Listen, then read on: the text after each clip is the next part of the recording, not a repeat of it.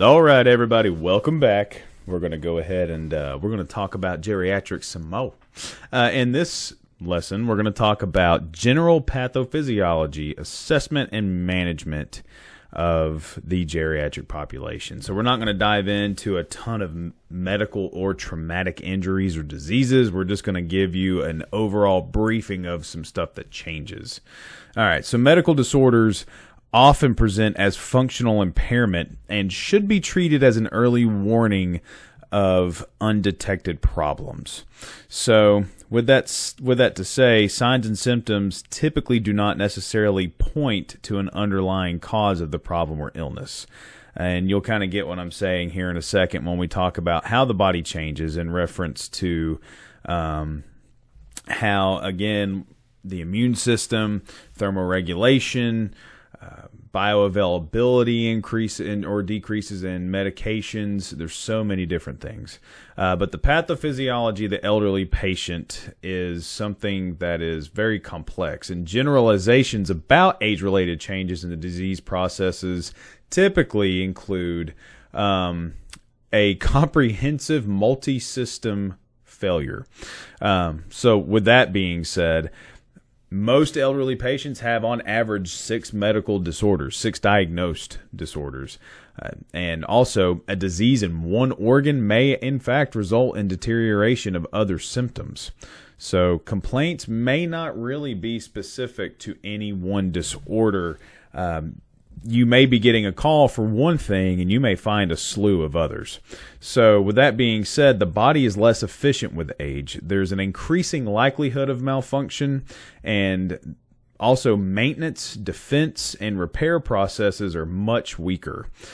So again, we may suffer from more than one illness at a time, and this brings in a couple of terms I want to talk about in comorbidity. A comorbidity is a concomitant disease, which means that, all right, I have heart failure, and a comorbidity to heart failure is pulmonary malfunction, such as pulmonary edema, COPD, something along those lines. And then you have coequivalents. Coequivalents have the equivalent lethal threat to the patient. So in a lot of people's minds, heart disease is definitely one of the biggest comorbidities, and as well as with diabetes, with obesity. However, what we are starting to find is that diabetes is actually a co-equivalent to heart failure.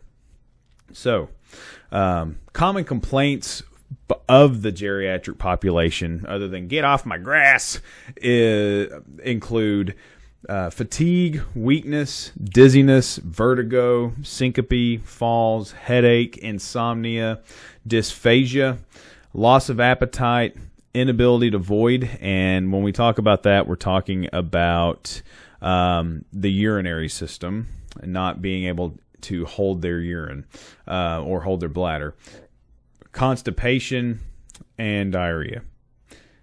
So with that being said, the patient also may not monitor their conditions. That way they just kind of say, well, this is just part of getting old. Well, not necessarily. You need to keep your hypertension under control. You need to keep it in check. You need to keep your diabetes in check. But a lot of them are like, well, this is just part of it. My car breaks down, so I'm going to break down. Well, not necessarily. So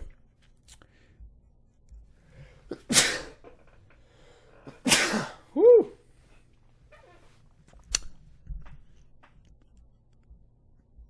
Changes involved in aging lead to different presentations.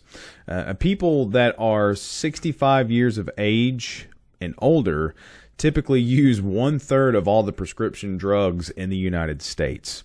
And typically they take an average of 4.5 medications per day. So again, like we talked about in the last presentation, a lot of this can be assisted in just the way that we take care of ourselves as we age. This doesn't include over-the-counter medications, such as vitamins, supplements, herbal remedies, essential oils. And things such as Tylenol, the NSAIDs, the over-the-counter NSAIDs. So keep that in mind too, that the pharmacological use of the elderly is much, much more intensive. Therefore, we run into something called polypharmacy, which is where you have the geriatric population taking much more medication and medications on top of each other, and then you may actually end up having drug interactions. So with that being said, you need to think about how, as our bodies age, our metabolism tends to not necessarily deteriorate, but it's nowhere near as efficient. Therefore, drugs may last longer in your system. They may hit you harder. Their bioavailability may be stretched out a lot more, and because if you think of the whole ADME, right? If we talk about in pharmacology, if we talk about how drugs are administered or absorbed and how they are distributed, metabolized, and excreted. So when we talk about that, think about all of that slowing down, every bit of it. So the drugs are going to stay in. They're taking more drugs on top of each other. Some of those drugs have drug-to-drug interactions, reactions, potentiations, and also you may have drug-to-disease interactions as well that are untoward. So also the drug dosages need to be adjusted to prevent toxicity. So all of this to say, a lot of times these patients don't know what they're taking, why they're taking it, and how much they're taking it. A lot of times they don't know when to take it either. So we need to pay close attention to that. And this is where part of our responsibility comes in to education, to where we can help them make a list of their medications and we can help them remember when and why they're taking them. So reasons for decreased drug compliance include a limited outcome. So again, limited income. I don't know why I said outcome. It's endo this time. It's actually endo. So a limited income, memory loss, limited mobility, sensory impairment, multiple or complicated drug therapies, a fear of toxicity, and child-proof containers, which I call them Brandon-proof. But as we get older, those are harder to get into. And also the duration of drug therapy. So what can we do to help them? So factors that increase good drug compliance. If they have good physician-to-patient communication and a belief that the illness or injury is serious, they understand the gravity of it, and it's not just quote-unquote part of getting old. They can keep a drug calendar, or they can create reminder cards. Also, if they just have family that help them, that's a huge deal. Compliance counseling, so that they understand why it's important that they're compliant with their pharmaceuticals. And then easy opening packaging, to where they're not having to break into the Brandon-proof pill boxes. Pillbox compartments. And also, they need to be able to get their medications. So a lot of pharmacies are delivering now. There are delivery services specifically for the elderly. So with all that to say, transportation to the pharmacy could help, but I think technology is kind of advancing past that obstacle. Also, easy to open packaging, such as blister packs. So those are these little silver fellas right here. So if you just press on the back of the pack, guess what happens? You get mad because they don't come through easily. And I think that's what you're paying for. A lot of times, if you get the store brand stuff, you have to pretty much just cut those open with scissors. But if you get the name brand stuff, oh man, it just pours out like butter. Not really. All right. So let's dive into the pathophysiology a little further. So,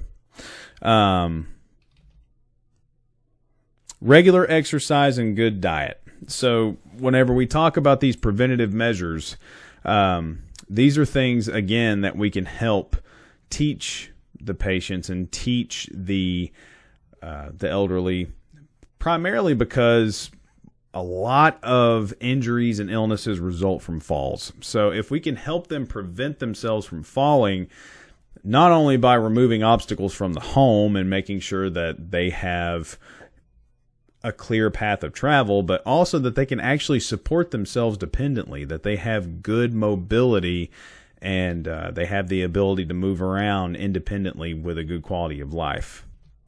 All right. So, and we've kind of talked about some of these already, but here are the problems with mobilities and falls. So again, two of the most effective prevention measures, like we just talked about, are regular exercise and a good diet. But whenever a patient can't move around, because let's say that they have fallen or they have poor mobility to begin with, it can cause poor nutrition because they're not able to cook. They're not able to get around and get their food like they normally did. They have difficulty with elimination. So again, they may be constipated.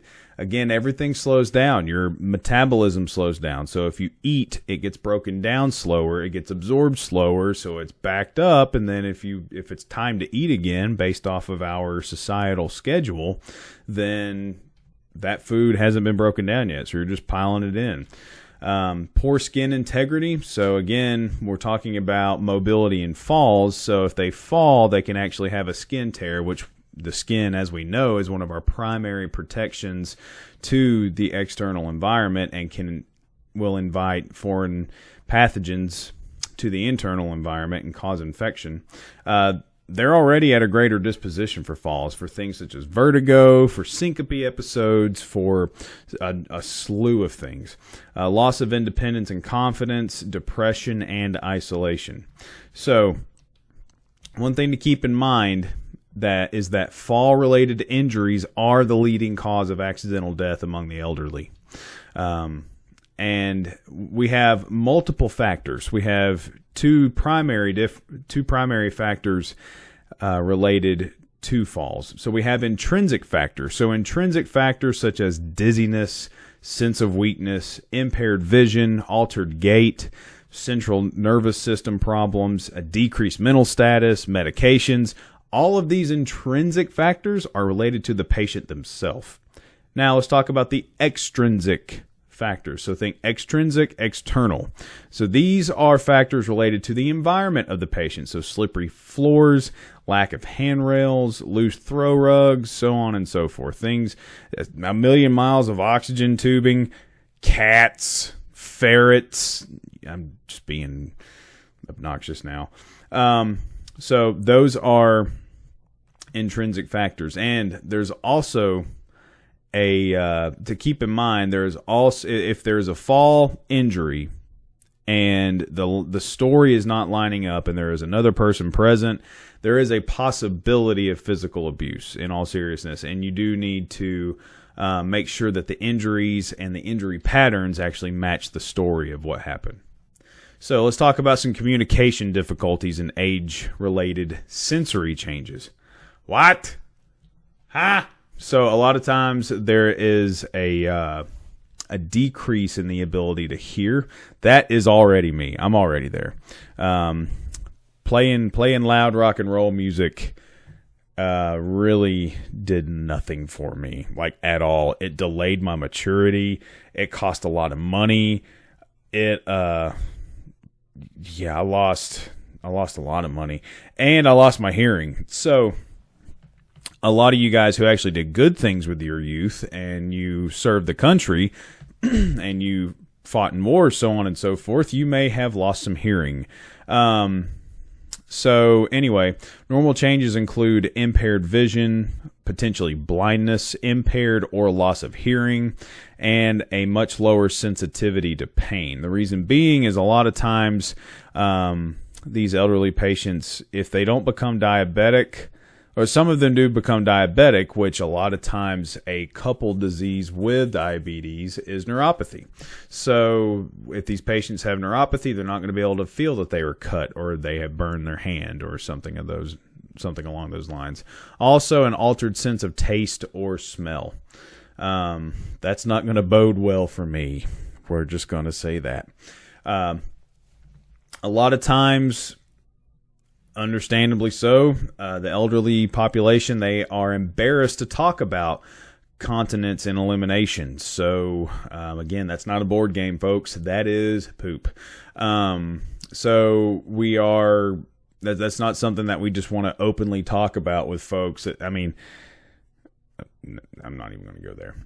So a lot of times that is an issue that can be a sign of a serious underlying condition.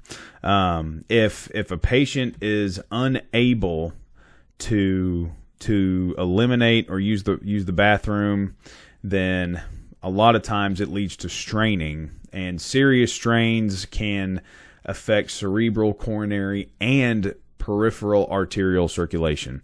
So just keep that in mind, that if they're sitting there pushing and pushing and pushing, they may be vagling out, they may be vasodilating like crazy, and they could also send clots into circulation, which is not good either.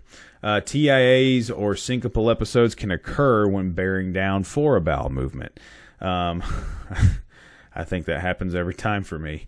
Drugs that can cause difficult elimination include opioids, anticholinergics, antacids, calcium, iron, anticonvulsants, and diuretics.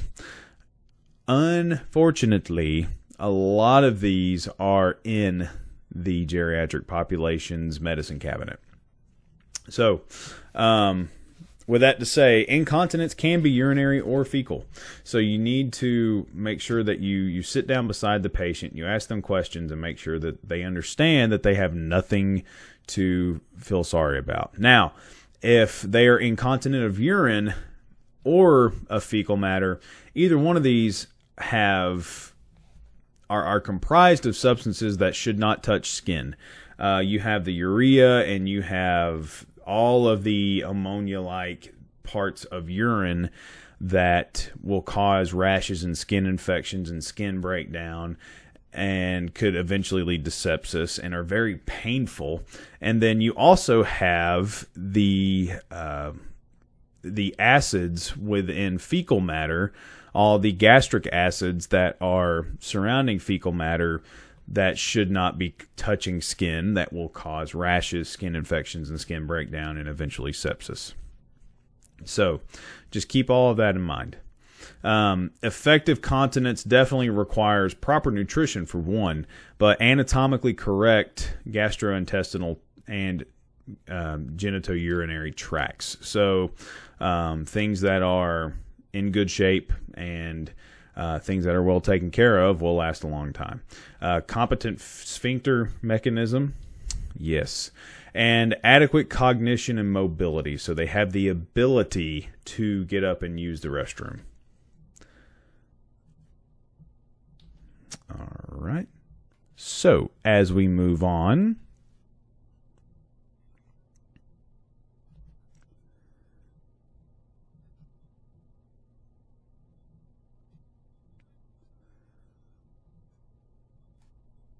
we can talk about our assessment considerations. So, just like with everything else, obviously, we start off with our standard precautions with all patients. In our general assessment, as we're walking up, we want to look at the house. We want to make sure, hey, does this place look disheveled, or does it look like these people are taken care of? So the living situation, the level of activity, networks of social support, and also assessing their level of independence, their medication history, their sleep patterns. All of this sounds kind of cumbersome and ridiculous, but just by having one little conversation, you can find out all of these things. So, and you can utilize these tools in order to determine, how long has this disease process probably been going on before the patient either figured out that they should call 911, or they decided to, or, that somebody called 911 for them. Also, assessment of the patient's nutritional status. So whenever you've been in clinical and you're using these clinical sheets of well-developed and well-nourished. So the well-developed, we're talking about the pediatric population, and well-nourished, we're talking about the pediatric population as well, but we are also talking about the geriatric population.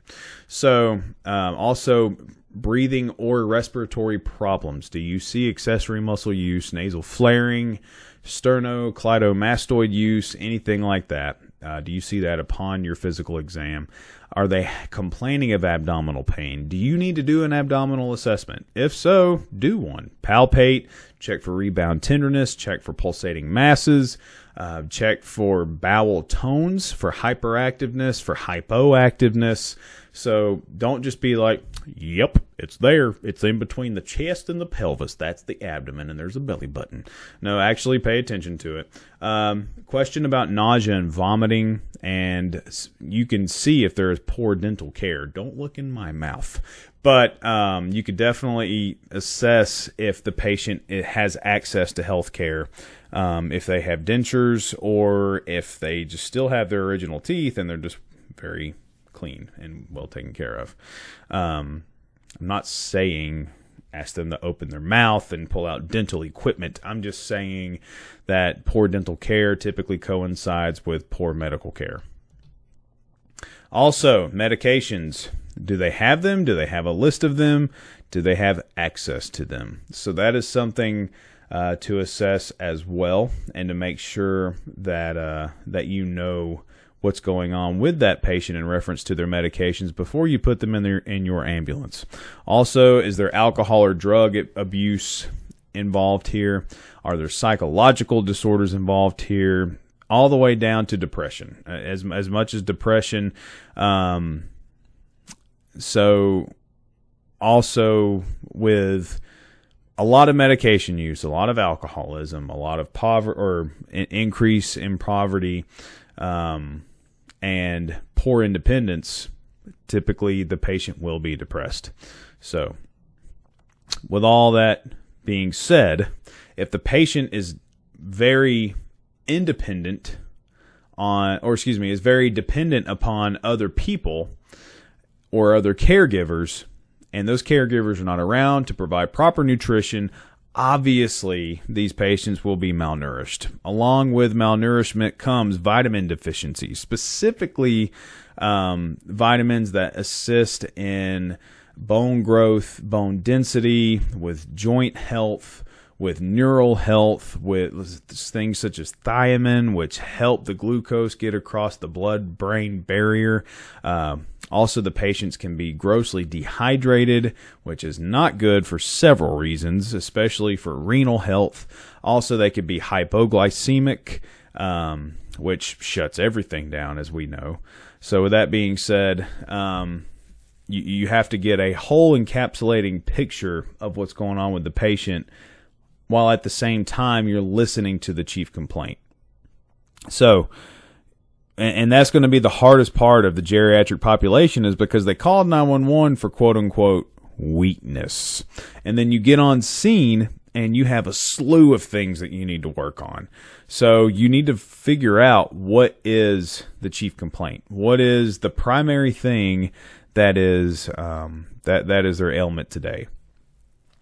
And see if you can work on that, see if you can fix it, and then try to identify and educate as much as you possibly can. And again, you have to pay attention to what's going on, because it's very easy to confuse symptoms from their chronic illnesses with those of their acute condition that made them call 911. So that is why we stick to LOC ABC. Because if you stick to LOC ABC, you treat the life threats, because again, they're not trying to get you off track, but if you're diving into this history and you're finding out that this patient is truly a patient who is affected by polypharmacy, is affected by multiple comorbidities and coequivalents, then you need to figure out what to treat. You treat life threats. You treat A, B, and C. It's not that hard. But we make it hard. Keep it simple. Keep it simple. Don't try to diagnose every little thing that's going on with them. ABCs. LOC, ABC, get it done. Fix life threats, get them to the hospital. So, complications. These are age-related changes in the patient's response to illness and injury. Complications that we can talk about like I've said earlier, but I want to get a little more specific about it now. So complications specifically, a decreased response to pain or an altered temperature regulation. So for an example, if an elderly patient is cooking on a stove and they put their hand on the eye of the stove while they're cleaning everything and they don't even realize it, and then they look down and there's a giant blister that is the size of their entire palm because they didn't feel their hand burning. That is legit. And also, when I say that is legit, that actually happened to my grandmother. I had no idea what was going on. She just, Brandon, can you take a look at this? And I go in there and I said, my God, woman, what did you do? And like we said, the skin is a lot more thin. It's a lot more frail. And a lot of the collagen and the things that keep its shape are nowhere near as effective as they used to be. So blisters will swell faster. The tissues are thinner. So with all that to say, a decreased response to pain, altered temperature regulation, and also we have an absence of fever sometimes, and which makes sepsis a little harder to find sometimes too. Because if a patient is septic, if they are fighting an internal battle that we cannot see, and it's not sending a signal saying, hey, I'm infected in here, I have pneumonia, then that makes things a lot harder on us. And also, the patients are a lot more prone to environmental problems. So with all that to say, it's very important to think about, and glucose issues. And their immune response is a lot more. We start off with a bad immune system and we end up with a bad immune system. So just keep that in mind. All right. So whenever we are questioning the patient, whenever we are gathering information, always use patience, respect, and kindness during your interview. You can kneel down beside them, you can sit beside them, but you need to be making eye contact. You need to speak clearly. You don't need to ask multiple questions at one time. It is one of my pet peeves to have a captain or somebody standing over me asking questions on top of the questions I'm asking. That drives me nuts because you can see the patient looking at them, looking at me, looking at them, looking at me. Like, who do I talk to? They're overwhelmed. They're trying to answer one question at a time. So, one question at a time, clearly communicated, maybe a little louder than normal if you need to, but making eye contact. And again, we kneel down for pediatric patients. We should kneel down for geriatric patients. A lot of times, a lot of the way that we approach these patients is the same. So you also need to be prepared to spend more time obtaining histories from elderly patients. So if you're going to a quote-unquote frequent flyer and you know that they are in their 80s, just accept on the way there that it's going to take time. You're not going to go, yes, you may just have to help him or her back into the bed, and it may take a little time talking to them. You're not going to go back in service as fast as you would if this person was just like, okay, thanks, yeah, I don't need you guys, where do I sign? All right, cool, see you, bye. Have patience and have a little bit of humanity. So with that being said, it may take a little more time gathering information, and you may have to give your patients a break. You may have to give them a rest period in between questioning. Also, you may have to find the patient's medications for them. If you say, do you take any meds? Oh, well, no. Or do you have any medical problems? No. Okay, then what's this giant Kentucky Fried Chicken bucket full of medications over here? So you may have to go on the hunt for the meds, and you may have to do a little bit of digging, and your knowledge of medication will be tested by these patients because, again, and this is where you learn more and more and more with more experience, with more time in the field, with more time on a truck. You'll learn about these prescription meds and which ones should not be taken together. So I want to talk about some communication challenges as we move forward, specifically cataracts. So cataracts is the clouding of the lens in the eye, and glaucoma is an increase in pressure. both of these can diminish eyesight.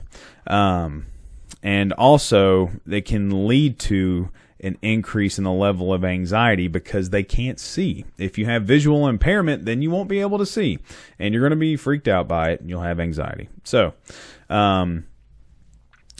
with that to say, blindness is a lot more common in the geriatric population, so make sure that you place yourself to where the patient can see or touch you, like they can reach out and say, oh, hey, good to meet you, nice to meet you. So make sure that they can see you, and again, talk calmly with them. Overall, hearing will decrease, sometimes up to deafness in one or both ears, and a patient may suffer from tinnitus or Meniere's disease, which involves a lot of dizziness. If they hear anything, they get extreme vertigo, and they can't sit upright. Deafness or impaired hearing can make obtaining a history almost impossible sometimes. So use notes. You can write stuff down. If you have family on scene that knows how to speak to the patient, like, for example, if you're in Georgia and you are in the mountains and you run a person with a real thick Appalachian accent and they're just a below bang bang, and you're just like, what? You may as well just be clicking, because I have no idea what you're saying. And then their son or daughter's like, he said he took his medicine this morning. I'm like, oh, cool. I didn't hear that. I have no idea what he just said. So use that person as a translator. Also, don't shout at the patient. You shout at my mom, I slap you. So just make sure that you're exercising patience here with your patients.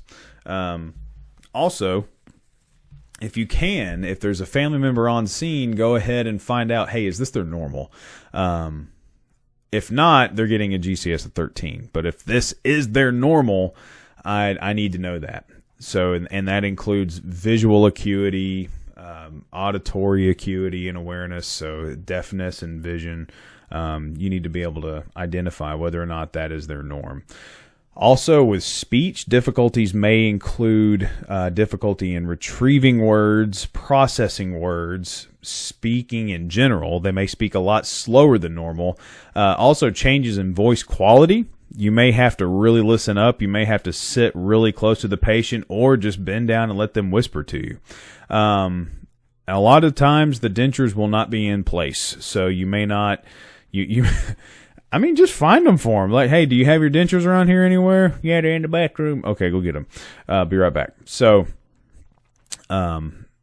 always speak to the patient first rather than to family members. Like, give the patient the benefit of the doubt first, and then if that's not going to work out too well, then go ahead and talk to the family members, caregivers, or bystanders. And also speak face-to-face.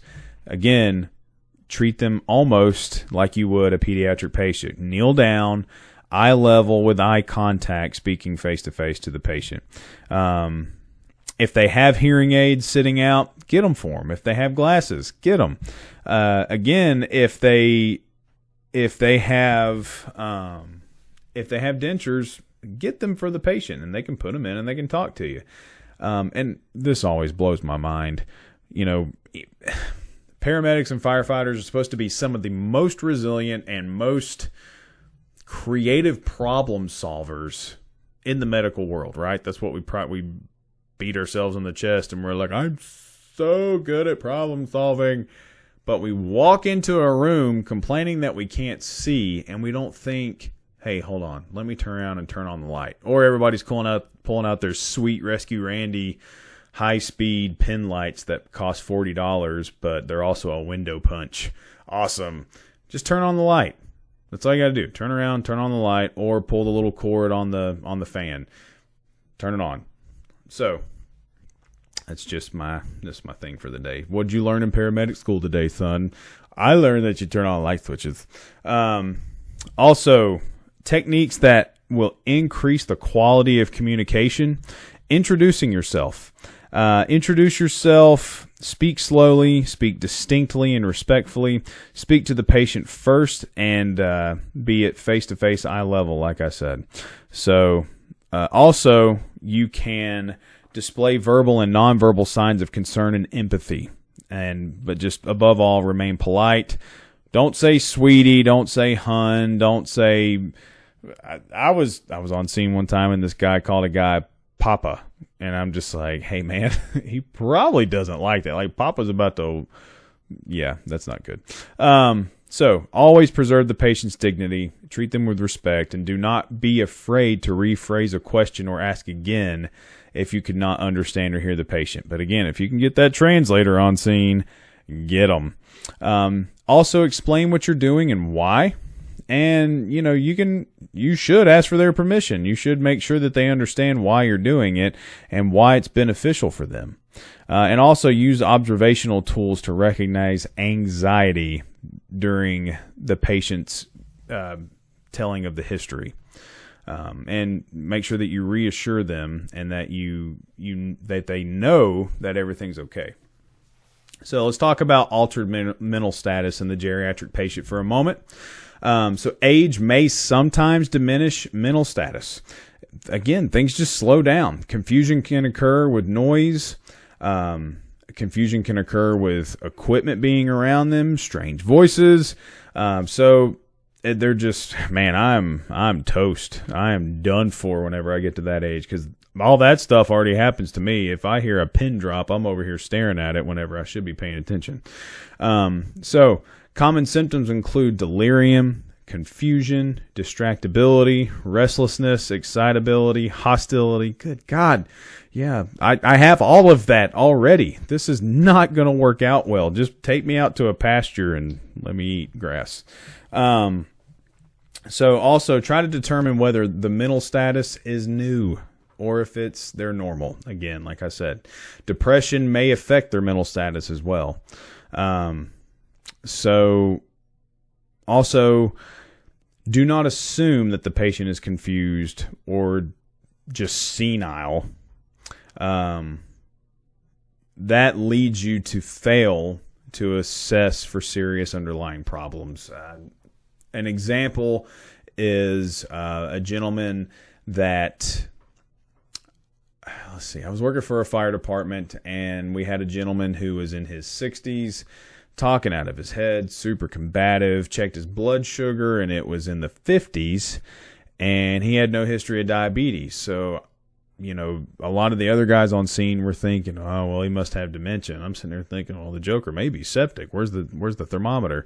And sure enough, he was septic, and it was cold sepsis. And we'll talk about that later on when we get into immunology. But that again, you can't just assume. You have to think about all the things that can cause altered mental status. So with that being said, let's discuss those things that can cause the good old AMS of altered mental status. A decreased blood sugar level is one for sure. So check the sugar pressure. Hypo or hyperthermia, both of which are the geriatric population are very susceptible to. Respiratory disorders and hypoxia. Obviously, without good old oxygen, you can't think too good. Decreased blood volume. If you have a decrease in blood volume, you're going to have a decrease in mean arterial pressure, which will decrease your cerebral perfusion pressure, and that is not good. Medication-related altered mental status. So if they doubled up on their meds, or if their medication lowered their blood pressure too much, then their brain is not being perfused with oxygenated blood. It's not good. Infection, same thing. Sepsis causes vasodilation, which drops the mean arterial pressure, therefore their brain's not being perfused. Dementia, if you have alteration of the neural synapses and things going on in their frontal lobe and their cognition is poor, then at that point, there's not much you can do, but that is going to cause altered mental status. Heart rhythm disturbances and STEMIs or MIs. Again, whatever is going to cause shock, whatever is going to take blood away from the brain, whatever is going to take oxygen out of the blood is going to cause altered mental status. Also, medical or traumatic head injuries. So meningitis being medical. Traumatic head injuries, obviously, that's going to cause altered mental status if it's bad enough. So, as we move on, let's talk about some more assessment considerations, and then we're almost out of here. So with a depressed patient, make sure that you're assessing to see if they are malnourished, if they are dehydrated, if they potentially overdosed on their medications, and you can have a conversation with them and gently discuss and find out if they have been contemplating suicide. And also, don't be suspicious of this, but they may have a history of imagining physical ailments to gain attention. And unfortunately, suicide is a very common cause of death among the elderly population in the United States. Again, look for drug or alcohol ingestion, MedicAlert tags, the Vials of Life, medical identification items, so on and so forth, that give you insight as to certain things. They may have a pacemaker, they may take insulin, so on and so forth. Also look for signs of abuse or neglect. Bruising patterns that don't match up with why they called 911. Bruising on the face, bruising on the ears, bruising to the abdomen or the chest or the thighs. All of those are big no-no signs. Also, some patients fatigue very easily, and they will be unable to tolerate a long exam. So you may have to give them a break. You may have to just be very, very patient. This call may take a little longer than normal. Also, patients in the elderly population or the geriatric population have thinner skin. They don't thermoregulate as well as we do, so they get cold easily. Therefore, they wear a ton of clothing. Again, you may run nursing homes where if the patient is septic or if they are running a fever and the nursing staff doesn't really know, you may walk in for the welfare check and you see the patient wearing 4, I'm not exaggerating, 4 jackets, 4 layers of jackets on top of 1 or 2 flannel shirts. I'm not exaggerating when I say that. Also, you need to explain the actions clearly that you're going to take prior to starting the exam. Make sure the patient understands why you're doing it and what you're going to do. Also, the patient may minimize, downplay, or deny symptoms entirely, so keep that in mind. And also, be able to distinguish signs of chronic disease from the acute problem. Like I said earlier, you got 1,000 things wrong with them. You need to figure out what is causing the life threat. So, again, for management considerations, you need to consider tailoring the management plan to fit the illness, injury, and the overall general health of the patient. Changes in neurologic status, vital signs, and general cardiac status are big indicators of what is causing the underlying problem. So again, LOC, A, B, freaking C. All right? Treat those. You'll be fine. Calm, smooth transport helps to reduce the patient's anxiety, and if you can, avoid lights and sirens. If there's no reason to do it, there's no reason to put that patient in any more anxiety or harm, no reason to put anybody on the road in more anxiety or harm. Just get to the hospital. And again, provide emotional support. Get to know these patients. Talk to them throughout the transport. You can do your paperwork later. Again, this may be your last few years to be able to meet somebody who stormed the beaches at Normandy, and that is incredible.